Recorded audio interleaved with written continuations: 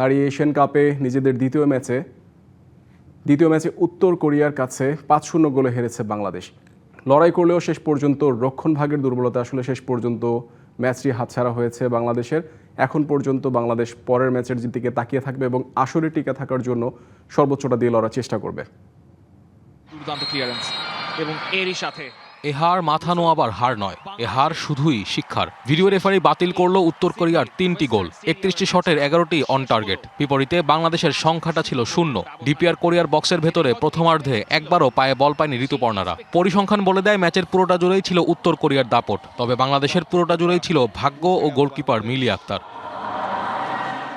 ম্যাচের শুরুতেই হান জিং হং এর 1-1 শট ঠেকিয়ে নিশ্চিত গোল রুখে দিলেন মিলি আক্তার। ২৬ ও ৩১ মিনিটে লক্ষ্যভেদ হয়েছিল ঠিকই, কিন্তু ভাগ্য সহায় হয় বাংলাদেশের পক্ষে। প্রথমবার হ্যান্ডবলে ও পরের বার অফসাইডে বাতিল হয় দুটি গোলই। বারবার আক্রমণ হলেও রক্ষণে দেয়াল তুলে দেন নবরিন আফইদা ও মিলি আক্তাররা। তবে আবারও ঘুরে ফিরে সেই একই কাণ্ড, যেখানে বাঘের ভয় সেখানেই অমানিসার কালো আধার নেমে এলো বাংলাদেশের জন্য। প্রথমার্ধের অতিরিক্ত সময়ে রক্ষণ ভাগে আফিদার ভুলে পেনাল্টি পেয়ে যায় কোরিয়া। সুবর্ণ সুযোগ পেয়ে ভুল করেননি মিয়ং ইউ জং, ঠিক তার ২ মিনিট পরই ব্যবধান দ্বিগুণ করেন কিম কিয়ং ইয়ং। ২-০ গোলে পিছিয়ে প্রথমার্ধ শেষ হয় বাংলাদেশের। একদম ক্লিয়ারেন্সে এবং আরেকবার একই গল্প কিম কিয়ং ইয়ং।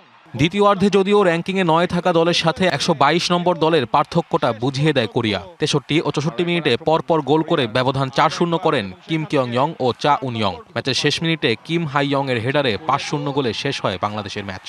বেড়েই গেল ৪ থেকে ৫। হারলেও এখনও আশা ফুরায়নি বাংলাদেশের। বাঘিনীদের কোয়ার্টার নিশ্চিতে আজ চীনের সাথে বড় ব্যবধানে হারতে হবে উজবেকিস্তানের। এরপর ৯ মার্চ উজবেকিস্তানকে হারালে টুর্নামেন্টের কোয়ার্টার নিশ্চিত হতে পারে বাংলাদেশের। Naeem Hamid, DBC news.